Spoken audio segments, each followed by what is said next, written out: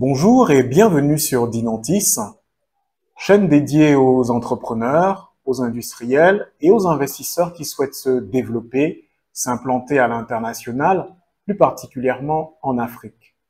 Je suis Antoine Maélé, entrepreneur, économiste, expert des filières bois africaines.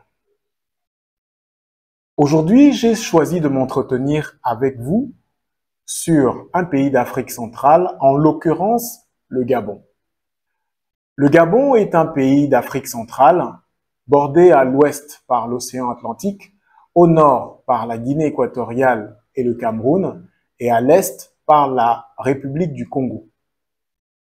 Avec une superficie de 267 000 km, le Gabon est considéré comme un pays avec une densité relativement faible, soit moins de 10 habitants au kilomètre carré, avec une population, selon la Banque mondiale, de l'ordre de 2 300 000 habitants.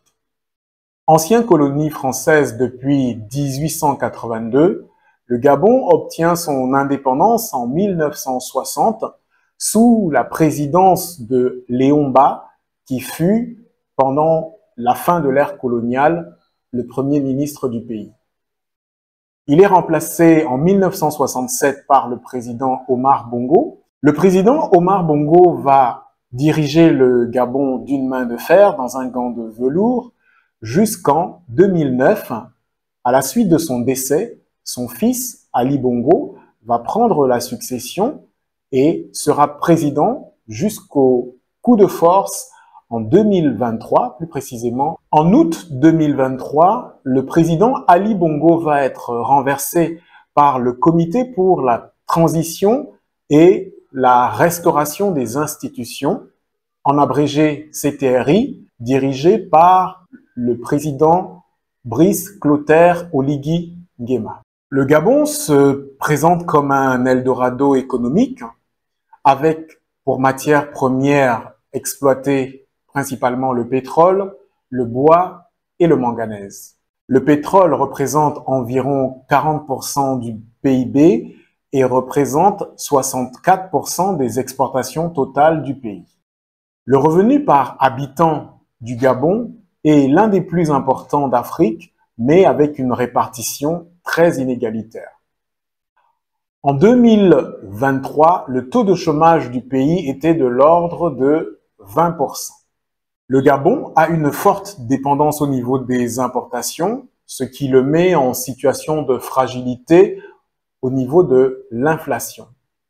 Avec une population relativement faible, le Gabon représente donc une opportunité en matière d'implantation, en matière d'investissement pour une industrialisation possible et se positionne comme l'un des pays d'Afrique centrale promis à un bel avenir économique.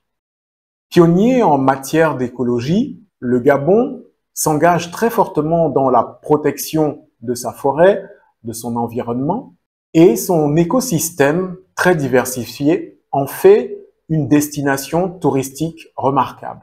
Avec tous ses atouts économiques, touristiques, le Gabon est une destination remarquable pour tous les acteurs qui souhaitent se développer en matière d'investissement et d'industrialisation. Voilà quelques aspects économiques, culturels, touristiques qui ont pu être abordés pour ce qui concerne le Gabon. Lors de prochaines émissions, nous aurons l'occasion de nous intéresser davantage à ce pays. Je compte sur vous pour nous accompagner dans cette belle aventure de découverte de l'ensemble des 54 pays africains.